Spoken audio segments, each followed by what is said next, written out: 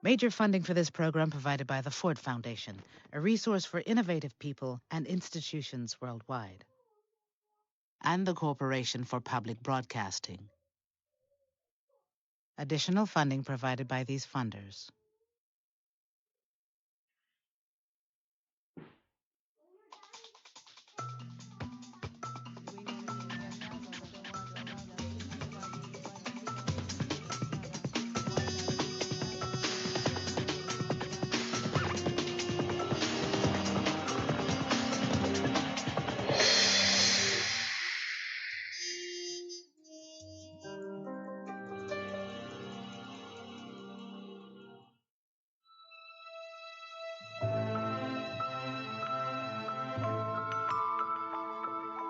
It is all around us. It is an illusion and yet profoundly real. What we perceive as race is one of the first things we notice about each other. Skin, darker or lighter. Eyes, round or almond. Blue, black, brown. Hair, curly, straight, blonde, or dark. And attached to these characteristics is a mosaic of values, assumptions, and historical meanings. Even those of us who claim we don't believe the stereotypes can easily recite them. The average person on the street thinks that race consists of differences in physical appearance. They also think that from looking at a person's physical appearance, that they can find out or know more subtle things about them. Race is not a level of biological division that we find in anatomically modern humans. There are no subspecies in the human beings that live today. And that's quite shocking to a lot of individuals.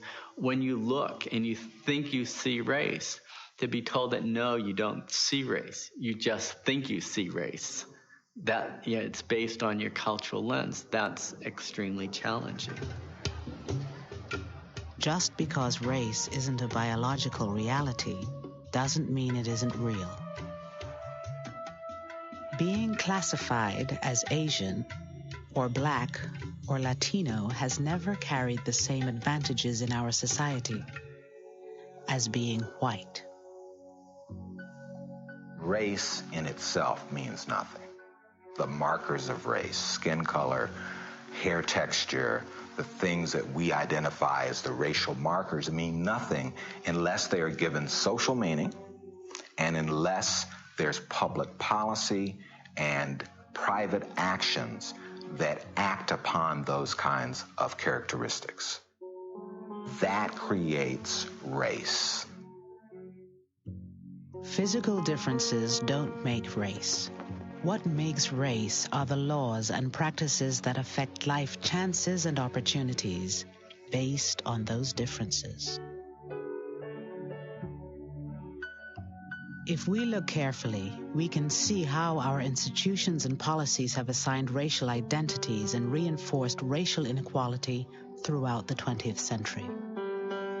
And this is something I think that all immigrant groups experience in one way or another when they come to America, no matter what point in time it is, because they come to a country that has historically always been highly racialized.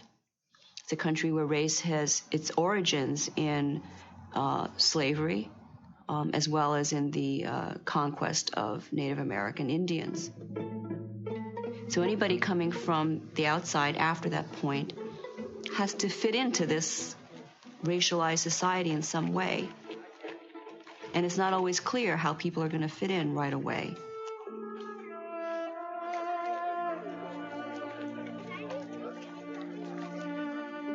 At the start of the 20th century, as millions of immigrants arrived from all over the world, lawmakers and social scientists debated how all of them, including the new European arrivals, would fit into the hierarchy of races already here.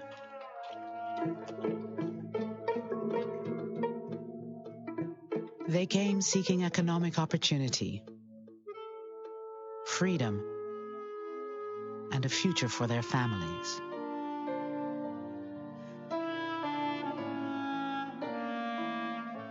Of the 23 million newcomers between 1880 and 1920, the vast majority were from Eastern and Southern Europe.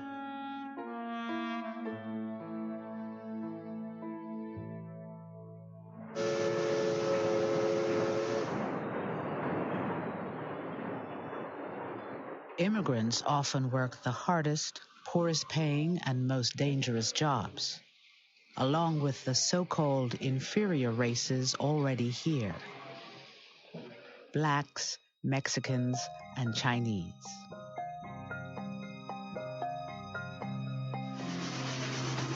Cities with enormous slums developed as the ugly side of industrialization. Ugly both in terms of the aesthetic of American cities, but also ugly in terms of the solidifying of class differences and class tension. As all of those things became apparent, the immigrant became the symbol for what America might be becoming.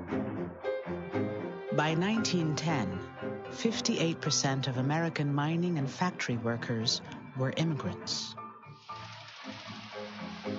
Like Mexicans and African Americans, Italians, Slavs, and Jews were often desired as laborers, but also feared, seen as promiscuous, lazy, or stupid.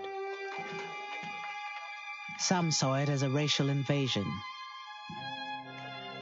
Charles Davenport, a famous biologist, expressed those fears in 1911.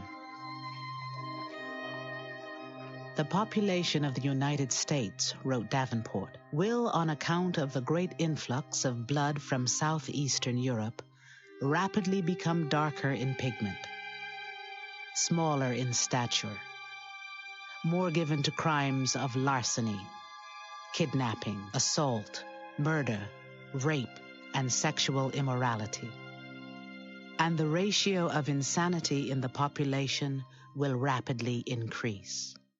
And this was also a time when scientific race theory began to take off, and people began to look at society and look at groups of people in more racialized terms. So people were perceived as being separate races. So you had kind of a higher order of white races, which were seen as the Nordics, as opposed to what many of the nativists called the lower races of Europe.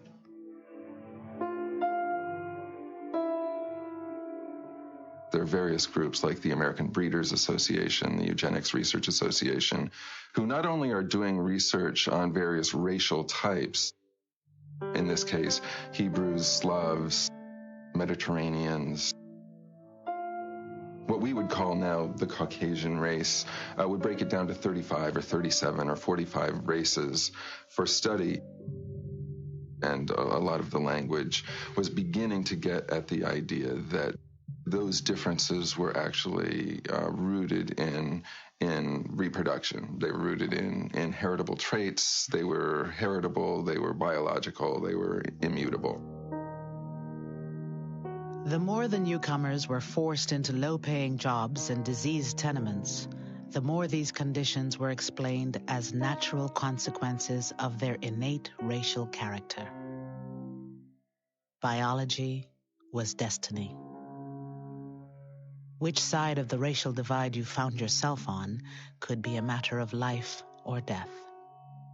Between 1890 and 1920, 2,500 African Americans were lynched in the South. In 1915, Leo Frank, a Jew living in Atlanta, was pulled from jail and hanged by a mob for allegedly killing a white girl.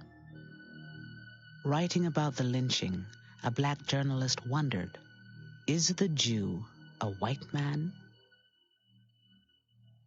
Some historians have suggested that these new immigrant groups from Europe were in-between peoples. They were in a transitional stage when compared to Anglo-Saxon Protestants, groups such as Italians or Jews were seen as not being fully white, perhaps. But when compared to African Americans or when compared to Asians, their whiteness became more salient, became more visible. Could European ethnics become fully white and thus fully American? By 1910, a new term was entering popular culture to describe the transformation of Europeans. The phrase came from the title of a Broadway play by Israel Zangwill. God, said Zangwill, would melt down the races of Europe into a single pure essence, out of which he would mold Americans. So when the Irish, when Germans, when Italians were coming and they didn't speak the language, they didn't know the culture, the idea was they will assimilate into Americanhood. They will become American, which in the American tradition has meant white American. But that melting pot never included people of color. Blacks, Chinese, Puerto Ricans, etc. could not melt into the pot. They could be used as wood to produce the fire for the pot, but they could not be used as material to be melted into the pot. Whiteness was key to citizenship. In 1790, Congress had passed an act declaring that only free white immigrants could become naturalized citizens. After the Civil War, naturalization was extended to persons of African descent as well.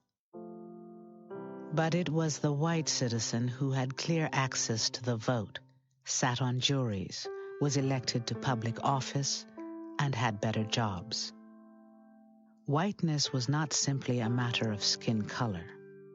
To be white was to gain the full rewards of American citizenship. In order to be a naturalized citizen in this country, you had to be categorized as white or black. And almost everybody who tried to naturalize, all but I think one case that went to Supreme Court, all of them were people trying to be categorized as white. So the court had to make decisions about who was white and who was not. Courts and legislators had long been in the business of conferring racial identities. In the South, to enforce Jim Crow segregation and laws against mixed marriages, courts had to first determine who was black under law. And here's where it really gets interesting. You got some places, for example, Virginia law defined a black person as a person with 1/16 African ancestry. Now, Florida defined a black person as a person with 1/8 African ancestry. Now, Alabama said, you're black if you got any black ancestry, any African ancestry at all. But you know what this means? You can walk across a state line and literally, legally change race. Now, what does race mean under those circumstances? You give me the power, I can make you any race I want you to be, because it is a social, political construction. In 1909, American courts had that power. That year, the U.S. Court of Appeals in Massachusetts ruled that Armenians, often classified as Asiatic Turks, were legally white. If Armenians could be designated white, what of the other so-called Asiatic races? Filipinos, Syrians, the Japanese. Could they also petition successfully to be designated white by the courts and thus become Americans?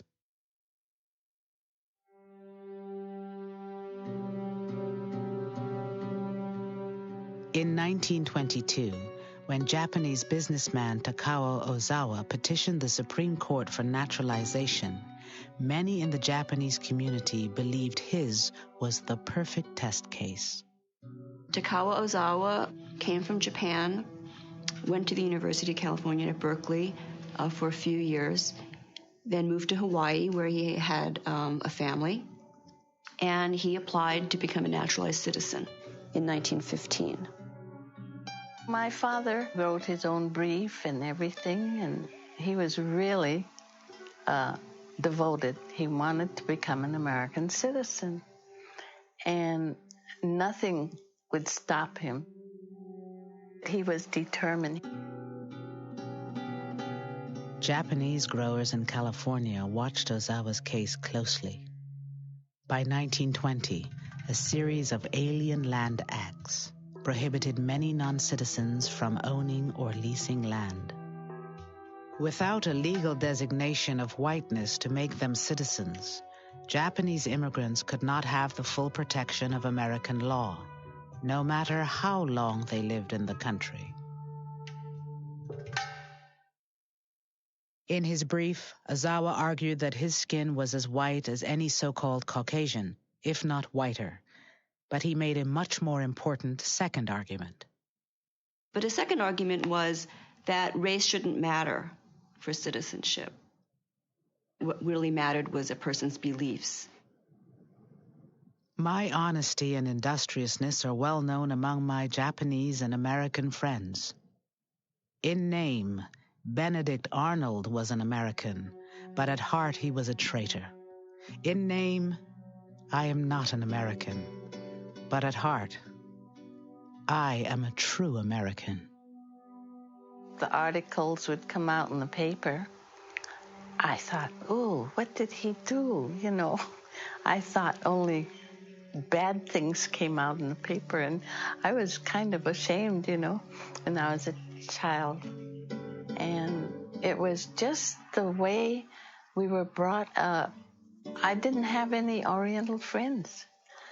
My neighbors were all Caucasian. And so he was so determined to get us, well, when the time came, to be American citizens. The Supreme Court ruled that Ozawa could not be a citizen. They said he was not white within the meaning of the statute and therefore not eligible to citizenship. And the court said, well, he's not white because he's not Caucasian, and Caucasians are whites. He did everything right. He learned English. He had a lifestyle that was American. He went to Christian church on Sunday. He dressed as a Westerner. He brought up his children as Americans. He did everything he was supposed to do. And yet he's told that he can't be a citizen because he's not white. The court ruled that according to the best-known science, Ozawa was not Caucasian, but of the Mongolian race. But the court would not be bound by science in policing the boundaries of whiteness. Only 3 months after Ozawa, the court took up the case of Bhagat Singh Thind, a South Asian immigrant and U.S. Army veteran who petitioned for citizenship on the grounds that Indians were of the Aryan or Caucasian race, and therefore white. And he makes the scientific argument, having learned something actually from the Ozawa case, that he is Caucasian. He gets scientific authority to speak on his behalf, that in fact South Asians are included in the Caucasian race. So here the court was in a bind because they were presented with so-called scientific evidence that Indians were Caucasian. And the court solved this problem by saying that it didn't matter what science said, so-called science. They actually said white is not something that can be scientifically determined, but white is something that is subjectively understood by who they called the common person, the common man. It may be true, reasoned the court, that the blonde Scandinavian and the brown Hindu have a common ancestor in the dim reaches of antiquity. But the average man knows perfectly well that there are unmistakable and profound differences between them today. The same court that used science to determine whiteness in Ozawa 3 months before now refuted its own reasoning in Thind. Thind might well be Caucasian, the High Court said, but he was not white. The justices never said what whiteness was, only what it wasn't. Their implied logic was a circular one. whiteness was what the common white man said it was.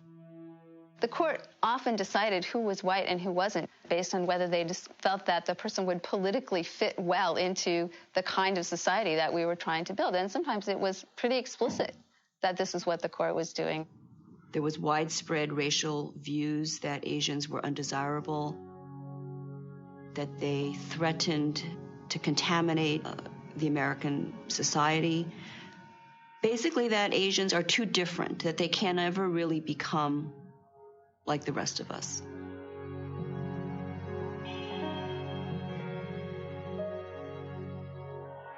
The consequences of the unanimous verdict in U.S. versus Thind were catastrophic for the Indian community.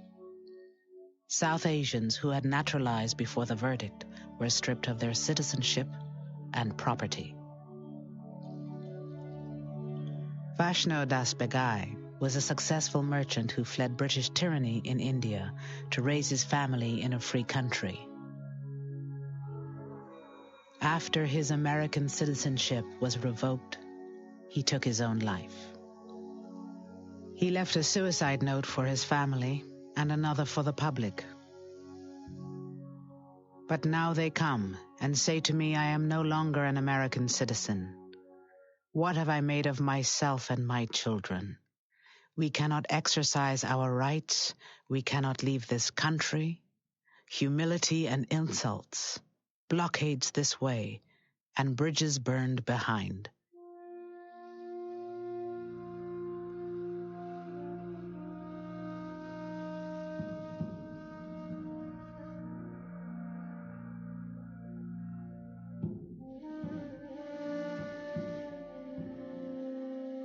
For the Japanese community, the verdicts in the Ozawa and Thind cases were equally devastating. Now, as aliens ineligible for citizenship, many growers were unable to purchase or even lease land to stay in business. Thousands of acres were seized from Japanese immigrants and sold to white farmers. By the time the racial requirement for naturalization was finally removed in 1952, Takao Ozawa was long dead. The notion that Asians are racially unassimilable and that they're ineligible to citizenship because of their race is something that I think has had a real enduring effect. The fact that they were seen as non-American enabled many Americans to see them as the enemy and to strip them totally of their civil liberties and to put them in internment camps during World War II. The legacy of this idea is that even those who are third or fourth generation Asian Americans are still perceived as foreigners. In 1924, Congress passed the Johnson-Reed Immigration Act, which effectively banned Asian immigration until 1965. Johnson-Reed also cut immigration from Eastern and Southern Europe to a trickle.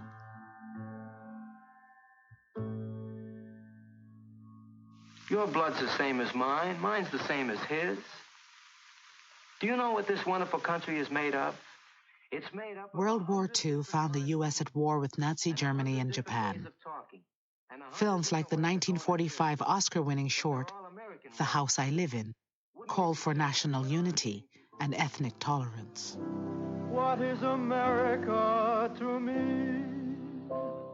A name. And these other distinctions which had carried so much power in an earlier period, Celt, Slav, Anglo-Saxon, started to fade away. They had no purchase because those distinctions didn't seem to hold the key to any social questions that were worth answering anymore. The more important and more pressing political social questions seemed to hinge on black and white. All races and religions. Sinatra's song was one of tolerance, but the line that sang of "my neighbors black and white" was cut from the film. So long, men. So long. European immigrants were learning that whiteness was more than skin color. It was the privilege of opportunity, and above all, exclusive. There's this whole very standard narrative of the European mobility model.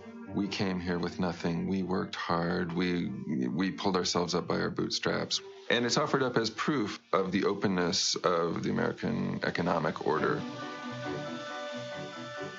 Left out of the bootstrap myth of European ethnics was access to opportunities closed to non-whites. Roosevelt's New Deal reforms offered many Americans a path out of poverty. This Social Security measure gives at least some protection to 50 million of our citizens. But the original Social Security program excluded farm workers and domestics, most of whom were non-white. And many unions locked blacks and Mexicans into low-paying jobs or kept them out altogether. But perhaps the best example of how European ethnics would finally gain the full benefits of whiteness came with an innovation in housing at the end of World War II.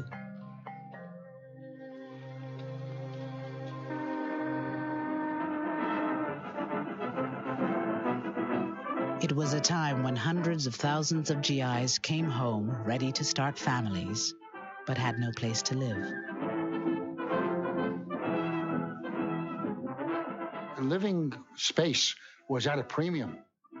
When in the Bronx, they tried building Quonset huts, and they turned to slums. All the Quonset huts had just disintegrated. There were two families sharing a hut. One family at one end, one family at the other, and before you know it, they were awful. FHA came to the rescue by insuring long-term, low monthly payment mortgage loans. Veterans needed homes for families. They turned to a revolutionary New Deal housing program. It would racialize housing, wealth, and opportunity for decades in ways few could have imagined. In the 1930s, the federal government created the Federal Housing Administration, whose job it was to provide loans or the backing for loans to average Americans so they could purchase a home. Due to the stimulation of the National Housing Act, from every section of the country come reports of vastly... In order to purchase a house in America prior to 1930s, you had to pay 50% of the sales price up front.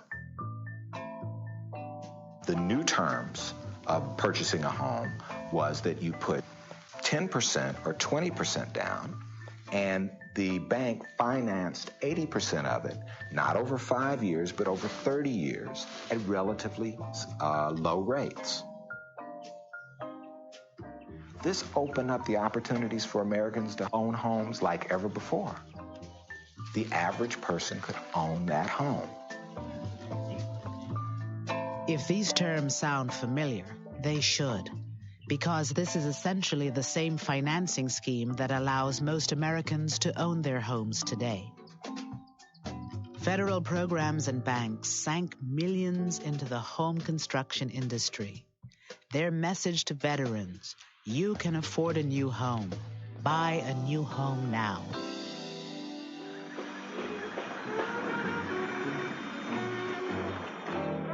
On the outskirts of Baltimore, Memphis, Chicago, Los Angeles, Denver, and other cities, brand new communities sprang up.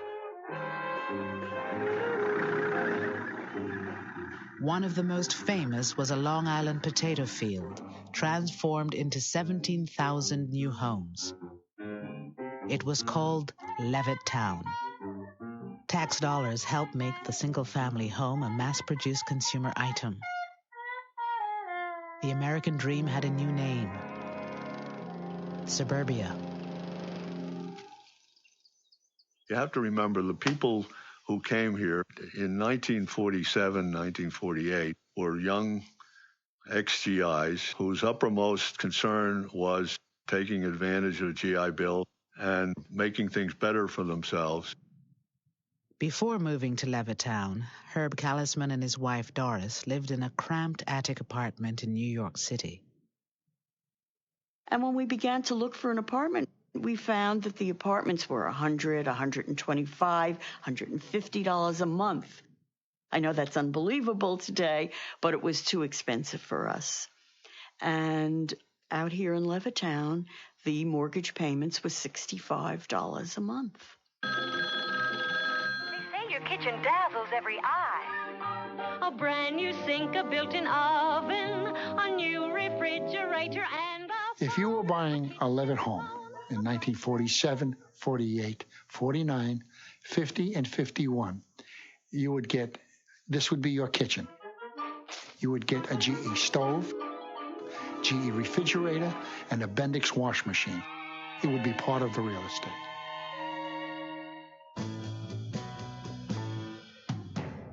We came to Levittown and we found the model house, and we walked in and we looked around, and of course, in the eyes of a young man who was raised in the ghetto, so to speak, it was an interesting experience, interesting lifestyle, seeing all the new modern conveniences, very fascinating.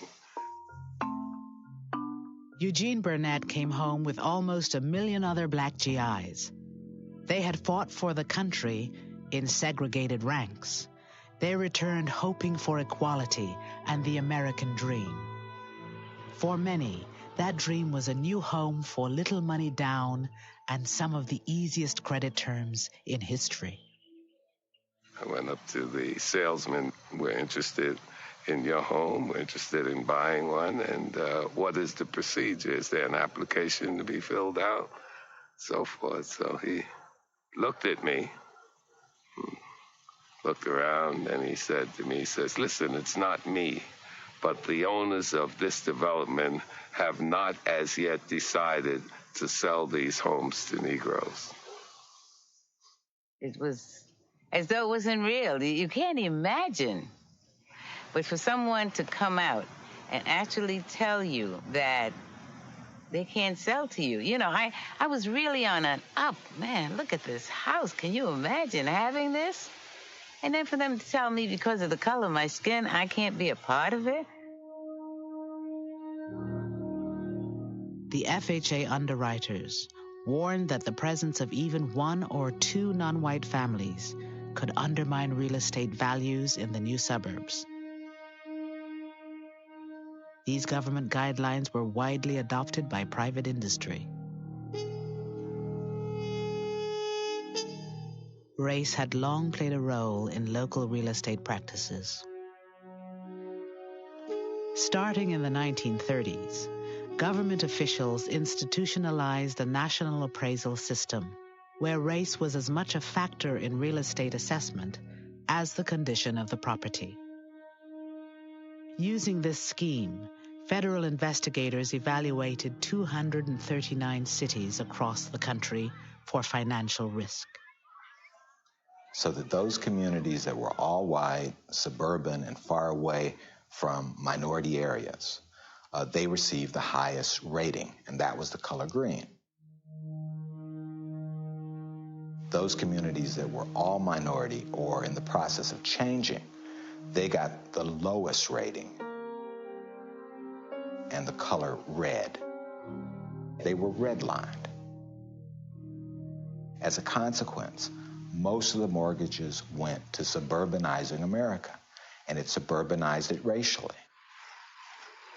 The racial logic adopts the principle that an integrated neighborhood is a bad risk, is a financial risk, that an integrated neighborhood is likely to be an unstable neighborhood, unstable socially, but therefore also unstable economically. When the white residents of 8 Mile Road in Detroit were told they were too close to a black neighborhood to qualify for a positive FHA rating, they built this 6-foot wall between themselves and their black neighbors. Once the wall went up, mortgages on the white properties were approved. Between 1934 and 1962, the federal government underwrote $120 billion in new housing. less than 2% went to non-whites. I can understand an individual, depending on his environment or his family or whatever, being racist. But for your country to sanction it, give him tools to do that, there's something definitely wrong there.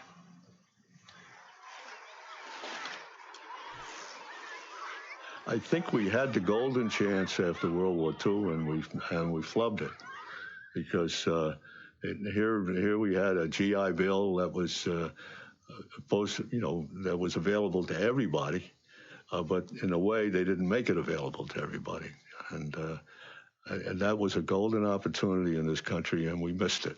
We really missed it. You can always tell, can't you? A town with good real estate people is a more substantial community because more people own their own homes. That's right. And now it's sort of hard to believe that the federal government nationalized and introduced redlining. In a funny way, it wasn't just giving something to whites, it was constructing whiteness. Whiteness meant, as in the past, whites had meant being a citizen and being a Christian. It now meant living in the suburbs. Only 50 years before, European ethnics were believed to be distinct races. Now, in these new segregated neighborhoods, they blended together as white Americans. We did have different religious groups. We were mixed up there, but we were an all-white community, and I think it's an unrealistic world. I think there's something sterile about everyone being on the same economic level and everyone being the same color. It certainly doesn't promote a feeling of a wider world, wider, not whiter, to live in a place where there are only people that look like you. Cartoonist Bill Griffith remembers moving from Brooklyn to Levittown as a kid. It's an untenable artificial world. You're creating a weird utopia in a way, a utopia of middle-class white people who were trying to deny that they were living in a multi-racial world. And how long can you keep that up? And you can't keep that up forever.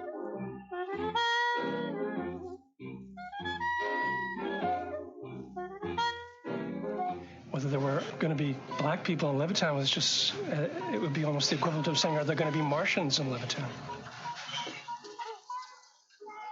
Basically, the idea of whiteness is who's included, who's part of the family, and it has material consequences. Blacks weren't completely left out of the housing market. The housing market that they were exposed to was largely public housing. And public housing, first of all, was built almost exclusively, with a few exceptions, in the central city. And after World War II, we started building these larger and larger public housing projects, which are called vertical ghettos. All of a sudden, you're concentrating large numbers of poor people of color in one place. Another federal program, urban renewal, was supposed to make cities more livable. 90% of all housing destroyed by urban renewal was not replaced.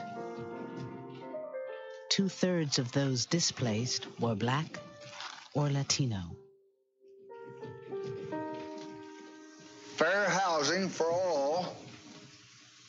all human beings who live in this country is now a part of the American way of life. In 1968, President Johnson signed the Fair Housing Act.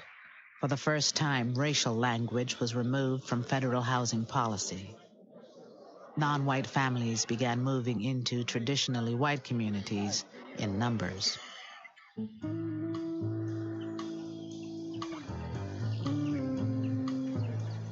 We lived in an apartment, a two-family house in Queens, and when we came here, it was the first time we had bought a house, and I was looking for everything in the storybooks. The Frisbees moved from Queens to suburban Roosevelt, only a few miles from Levittown. Like the Frisbees, many non-white families would discover the economic value of race in the real estate market. They watched as their homes and neighborhoods in suburbia declined precisely because they had moved into them.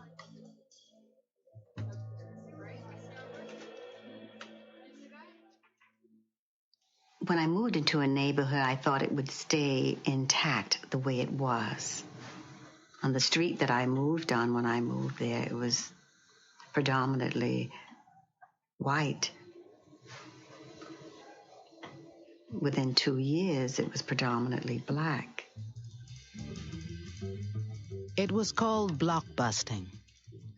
Real estate agents preyed on the racial fears of white homeowners to get them to sell their homes quickly for less than market value. The homes were resold to non-whites at inflated prices.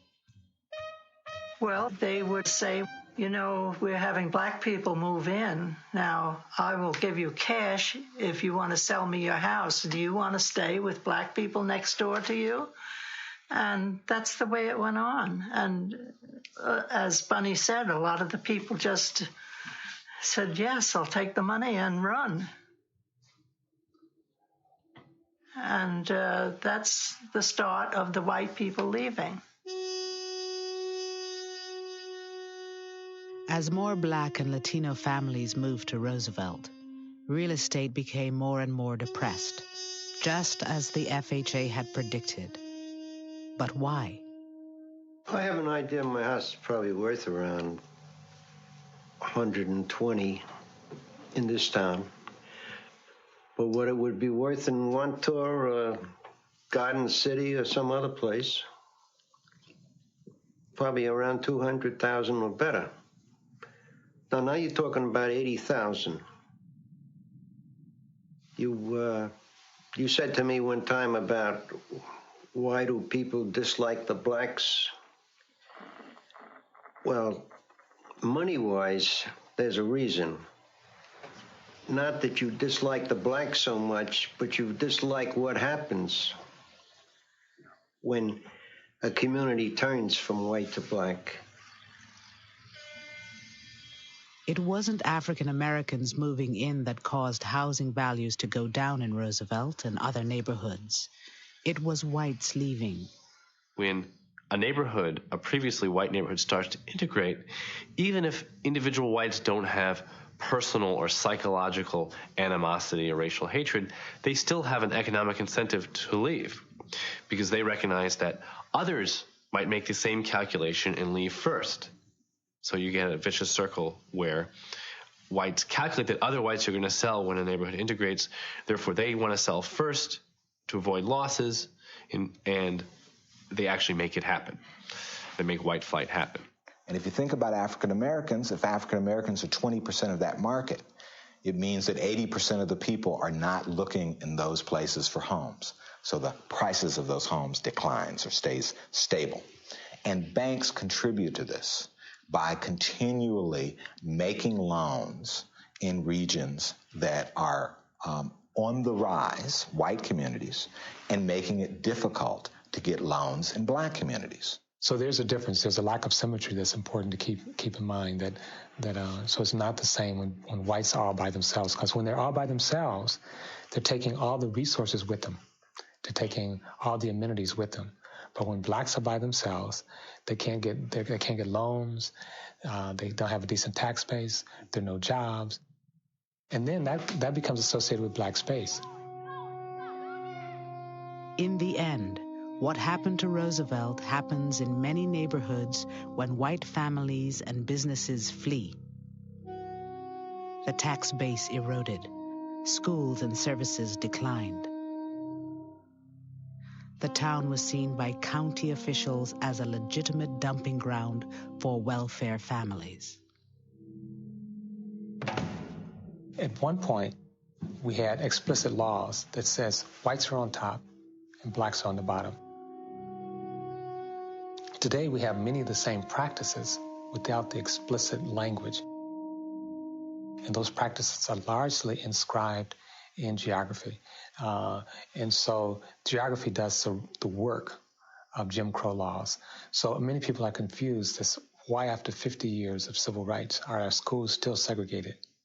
Why are our housing markets still segregated? Why are our jobs still segregated? And again, a lot of this is a function of how we've reinscribed the racial geographic space in the United States. That structure is still what we're living with today.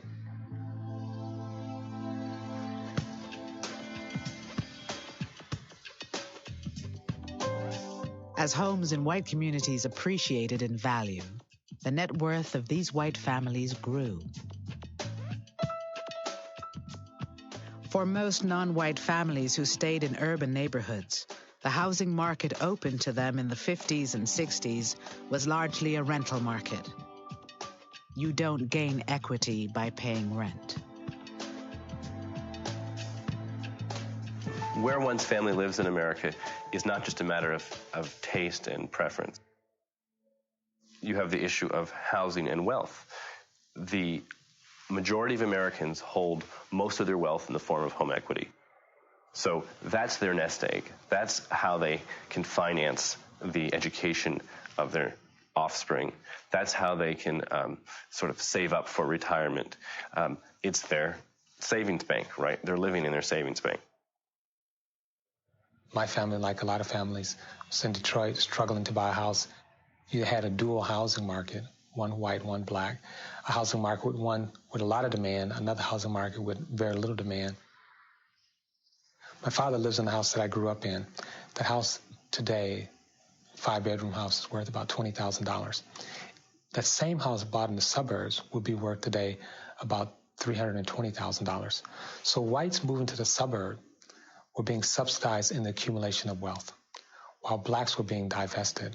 And these were public policy decisions in which, on one hand, people were given access to property, given title, and subsequently wealth, and on another hand, where people were not given access to property, did not generate wealth, and did not generate the kind of opportunity for the next generation. So if you can get a government loan and with your GI Bill, your newly earned college degree, and buy a house in an all-white area that then appreciates in value, that then you can pass on to your children, then you're passing on wealth that has all been made more available to you as a consequence of racist policies and practices. To the child of that parent, it looks like my father worked hard, bought a house, passed his wealth on to me, made it possible for me to go to school, mortgage that house so I could have, a relatively debt-free college experience and finance my college education. How come your father didn't do that? Well, there's some good reasons why maybe your father had a harder time doing it if you're African American or Latino or Native American. And the thing that's really slick about whiteness, if you will, is that most of the benefits can be obtained without ever doing anything personally. For whites, they're getting the spoils of a racist system, even if they're not personally racist. To glimpse one of the far-reaching consequences of racial inequality, you need only consider one statistic: comparative net worth or wealth. If you add up everything you own and subtract all your debts, what's left is your net worth. Today, the average black family has only 1/8 the net worth or assets of the average white family. That difference has seemingly grown since the 1960s, since the civil rights triumphs, and is not explained by other factors like education, earnings rates, savings rates. It is really the legacy of racial inequality from generations past. No other measure captures the legacy, the sort of cumulative disadvantage of race, or cumulative advantage of race for whites than net worth or wealth. Even with the same income, white families have on average twice the wealth of black families. Much of that difference lies in the value of their homes. But what happens when we compare families along the color line who have similar wealth? When you make the right comparison, when you compare a black kid from a family with the same income and wealth level as the white kid from the similar economic situation, rates of college graduation are the same. Rates of employment and work hours are the same.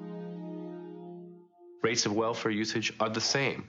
So when we're talking about race in terms of a cultural accounting of these differences or a genetic accounting of these differences, we're really missing the picture because we're making the wrong comparison.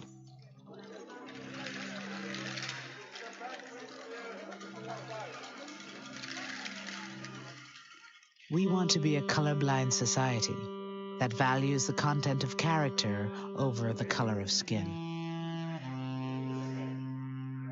The hope of thousands of newcomers who arrive each year is that we already are. To the flag of the United States of America and to the republic of which I don't see color. I see people, the saying goes. There are people from 100 other nations who look different from you. People whose religion, history, skin color, and reason for being here today may be different from yours. But in post-civil rights America, is colorblindness the same as equality? The notion of colorblindness came to us from that famous I Have a Dream speech of Dr. Martin Luther King, where he said that people should be judged by the content of their character and not by the color of the skin. And what has happened in the post-civil rights era is that whites have assumed that we're already there, that we're in a society where color does not matter.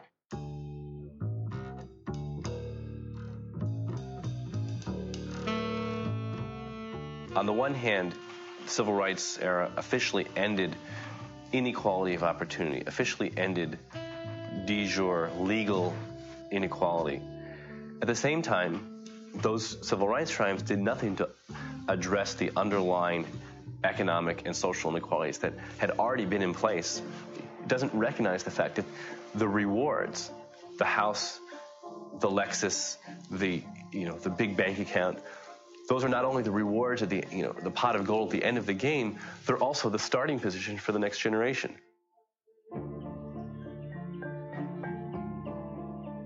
The wealth gap grows.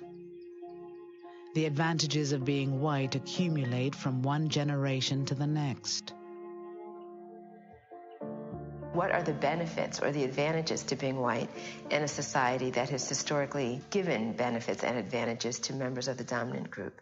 And if you are a person who has that privilege, you don't necessarily notice it.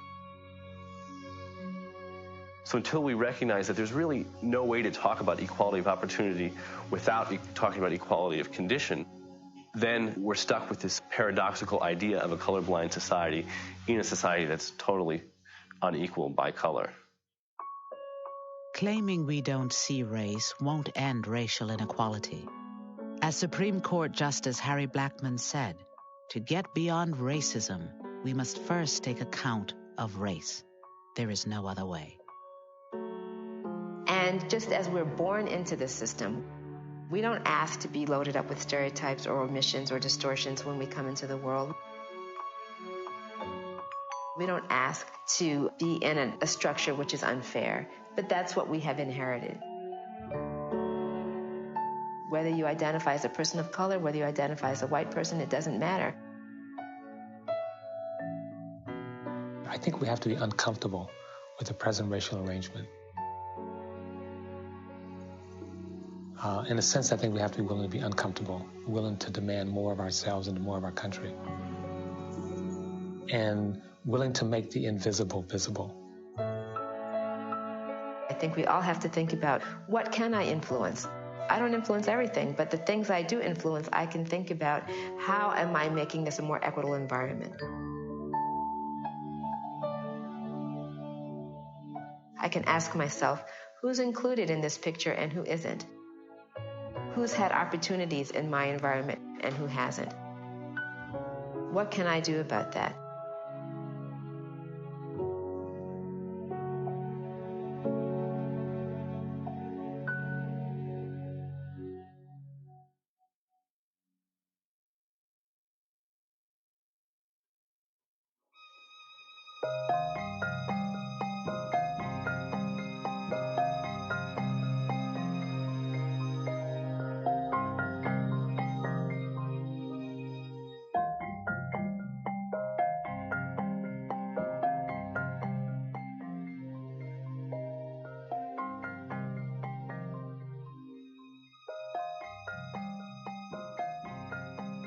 To learn more about Rethinking Race, visit PBS online at pbs.org. To order the video set of Race, The Power of an Illusion, call 1-877-811-7495 for educational use only.